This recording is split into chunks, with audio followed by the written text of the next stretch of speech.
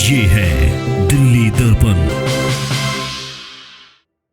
आज हमारे साथ ADTA के प्रेसिडेंट हमारे आदित्य सर हैं, साथ में राजपाल जी हमारे दिल्ली यूनिवर्सिटी के EC के मेंबर हैं, JL Gupta ji finance committee के मेंबर हैं दिल्ली यूनिवर्सिटी के, और प्रेमचंद जी हैं जो दिल्ली यूनिवर्सिटी के डूटा के एक्स वाइस प्रेसिडेंट हैं।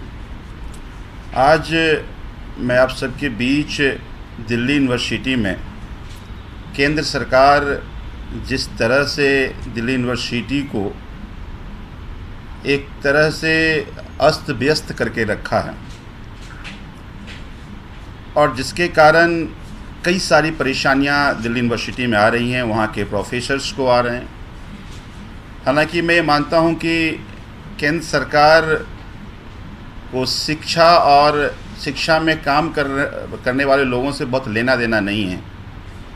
वो तो चाहते हैं कि जितना शिक्षा का स्तर खराब होगा उनके समर्थक की संख्या बढ़ेगी, और यही कारण है कि दिल्ली यूनिवर्सिटी जैसे संस्थान कई बार देश में अच्छे कॉलेजेस की जब ग्रेडिंग होती है, दिल्ली यूनिवर्सिटी कई सारे कॉलेजेस आते हैं, वहाँ हालात बहुत बुरी है। अगर आप बजट एलोकेशन देखेंगे तो बजट एलोकेशन भी केंद्र सरकार की लगातार घटता रहा है। इस बार का बजट एलोकेशन 2.5% था। पहली बार जब आए थे तब 4.5% के करीब बजट एलोकेशन हुआ करता था। अब इसके परिणाम क्या हो रहे हैं कि जितने भी दिल्ली यूनिवर्सिटी के कॉलेजेस में जो प्रोफेसर्स पढ़ा रहे हैं, अब उनको सैलरी भी टाइम से नहीं मिल रहा है। ना केवल टीचर्स जो पढ़ा रहे हैं, जो पेंशनर्स हैं, जो और बाकी लोग हैं, उनको पेंशन टाइम से नहीं मिल पा रहा है। जानकारी मिली है कि पहले अब इसको अलग अलग हेड बना दिया गया है।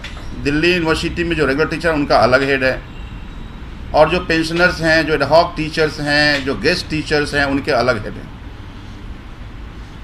तो जो पेंशनर्स हैं, जो गेस्ट टीचर्स हैं, जो एडहॉक हैं, उनकी हालत तो बद से बदतर है। 80% दिल्ली यूनिवर्सिटी के कॉलेजेस में 3-3 महीने 4-4 महीने से लोगों की सैलरी नहीं आ रही है। हमारे साथ डूटा के हमारे साथ जितने भी ADTA के मेंबर्स और पदाधिकारी बैठे हुए हैं, लगातार इस बात को अलग अलग फोरम पे उठाते रहे, VC को से बात करते रहे, लेकिन कोई समाधान नहीं निकल रहा है। रोज़ मेरे पास प्रोफेसर्स, बहुत सारे टीचर्स के फ़ोन आ रहे हैं कि उनको टाइम से सैलरी नहीं मिल रही है, परेशान हैं, कुछ किया जाए। तो मैं आपके माध्यम से आज एजुकेशन मिनिस्टर सेंट्रल गवर्नमेंट को ये कहना चाहता हूँ कि अगर आप चाहते हैं कि टीचर्स ठीक से यूनिवर्सिटी में पढ़ा पाए, वो तभी होगा जब उसका घर चलेगा, और घर तभी चलेगा जब उसको टाइम से सैलरी आएगा। तो कम से कम आप टीचर के साथ ऐसा अन्याय मत कीजिए। आप राष्ट्र निर्माण की बात हमेशा करते हैं, तो राष्ट्र निर्माण तभी होगा जब ये टीचर्स बच्चों को ठीक से पढ़ा पाएंगे। तो इसीलिए मैं ये निवेदन करता हूँ एजुकेशन मिनिस्टर से कि इसको फ़ौरन जितने भी टीचर्स या हमारे पेंशनर्स दिल्ली यूनिवर्सिटीज़ के हैं, उनको सभी को टाइम पे ये सैलरी मिले। और पहले होता था कि बफ़र कर दिया जाता था कि अगर कभी एलोकेशन डिले हुआ तो उस बफ़र पैसे से सैलरी मिल जाती थी, लेकिन उसको भी ख़त्म कर दिया गया, उसमें भी परेशानियाँ आ रही हैं। तो आगे से इंश्योर करें कि ये जो सैलरी का एलोकेशन है उसमें बफ़र हो, ताकि ये परेशानी बार बार नहीं आए।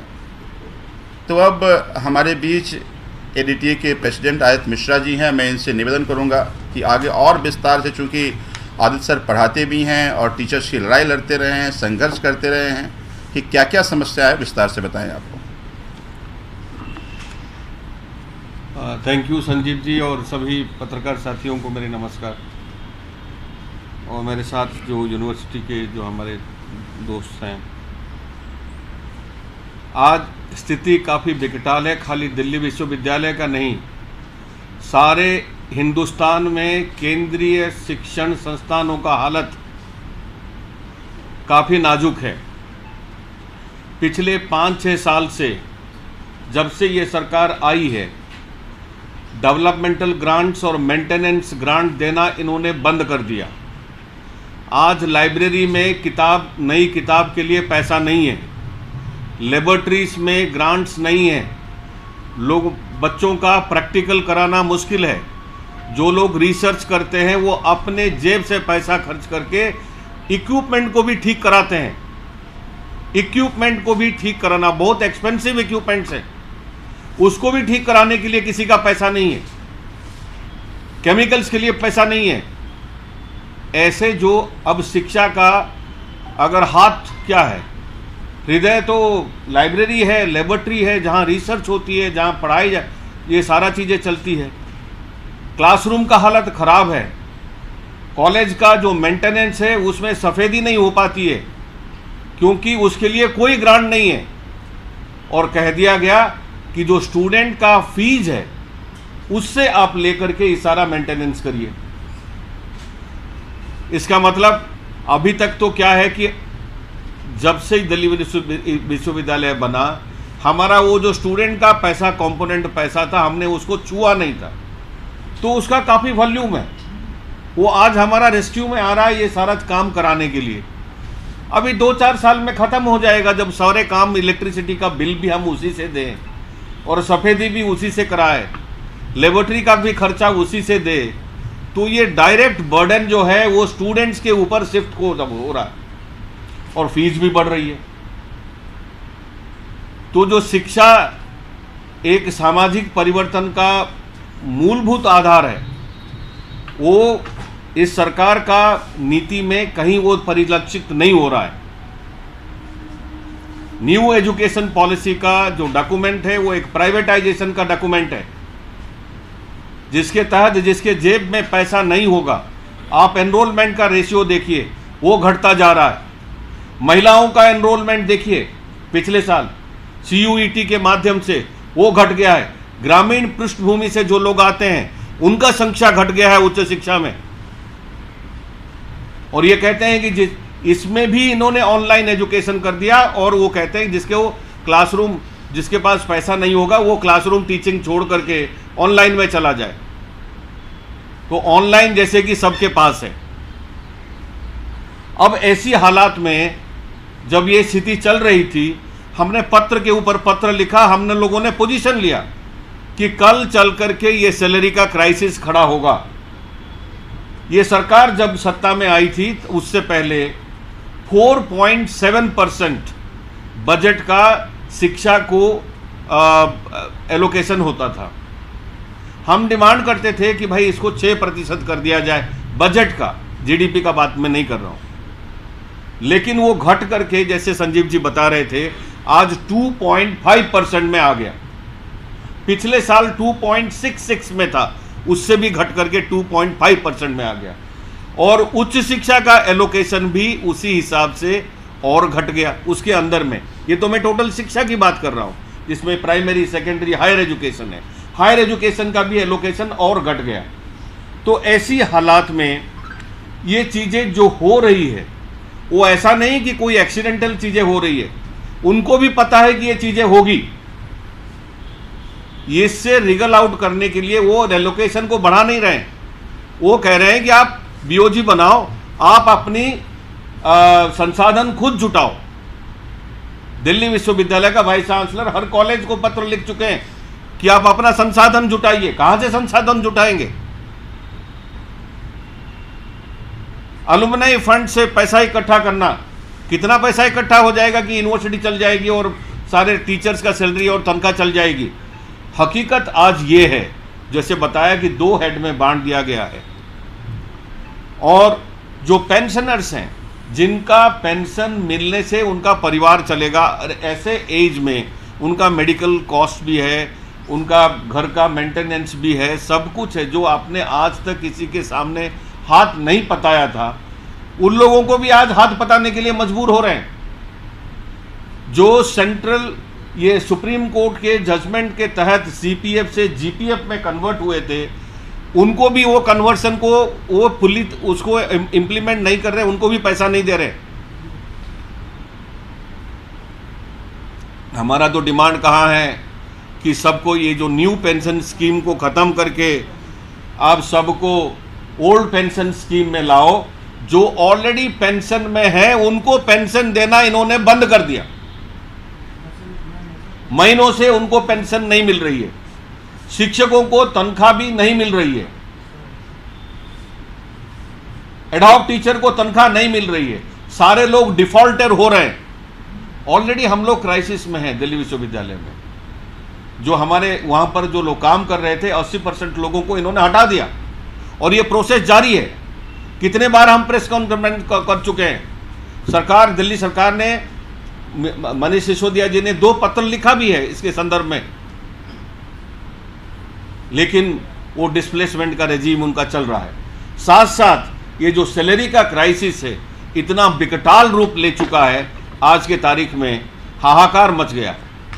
जहां कभी हम लोग बिहार में कहीं और जगह पर सैलरी में देरी होती थी, हम लोग खुद इंटरवीन करते थे।